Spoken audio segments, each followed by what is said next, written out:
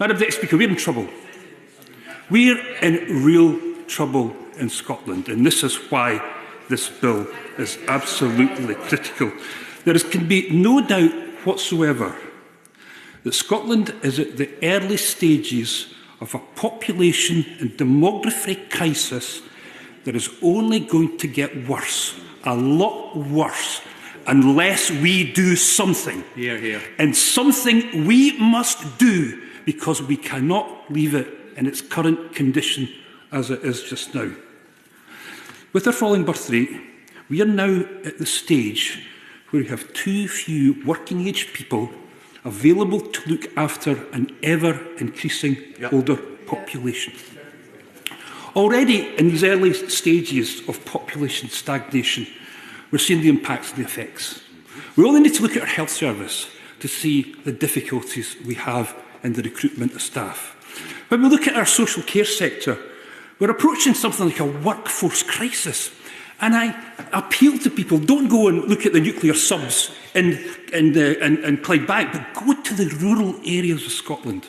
And what they will find in rural areas in places like mine is hospitality and tourism businesses cutting back hours or closing.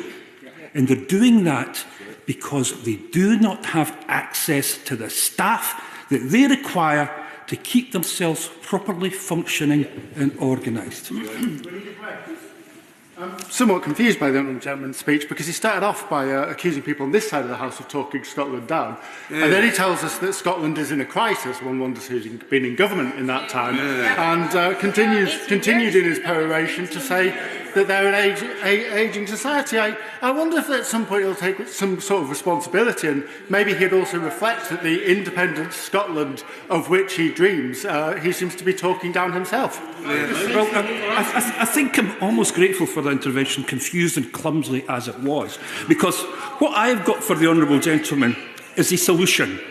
And what we need to get into the territory just now, when we're facing a crisis as we are solutions. And what my honourable friend has offered by the start of a conversation about this is a way forward for us to be able to deal with the particular and distinct issues that we are facing in Scotland just now. Now, Scotland's not unique. This is happening throughout the whole of the Western industrialised world. We're facing issues because birth rates across the world are falling. And they're not just falling, they're calamitously falling. And every nation is needing to do something about the issues and conditions that they find themselves in. What we're asking for today is a Scottish response to a distinct and particular range of issues and circumstances that we're dealing with. Because we've got it bad. We've got it really, really bad, because our issues with the falling birth rate have been exacerbated. Now, it's not been exacerbated because anything that the Scottish Government's doing, even though the honourable ladies and gentlemen would like to suggest that's the case. It's exacerbated because of what my honourable friend said about Brexit. Brexit has killed our population sustainability and population growth. Yes, I'll give you. I thank the honourable member for giving way.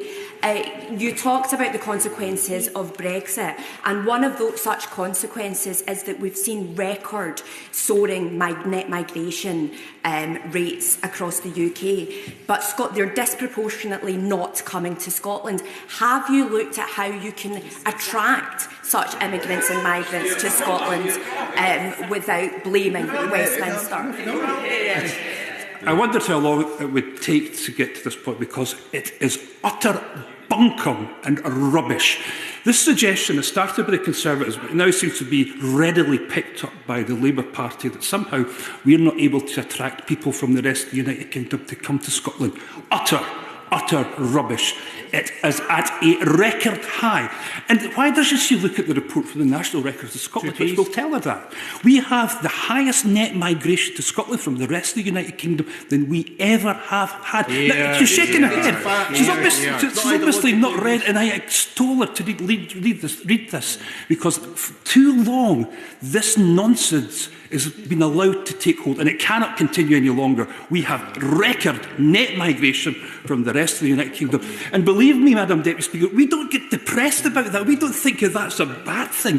We think this is a positive. We think this is a good thing. And we encourage people to come to Scotland, unlike them, who discourage people from coming to the United Kingdom, who do everything possible to put up barriers, to make life as difficult and miserable for people who are trying to come to the shores of the United Kingdom. We are the exact opposite in Scotland. Scotland is not full up, and we need people to come to our country, and I welcome anybody from the rest of the United Kingdom who wants to come to a beautiful place, a fantastic country to live in. Come to Scotland. I challenge one of them to say to the rest of the world, come to the United Kingdom, because that is not in their cultural and political DNA. Now, Madam Deputy Speaker, we are in a difficult situation now. The simple fact is that Scotland needs more working age people to refresh our population. And if we do not get that, we are going to be in serious trouble. Now, this is happening all around the world just now. What this government is doing with this Brexit is getting in the way and making our issues worse. And you know something else that they're doing?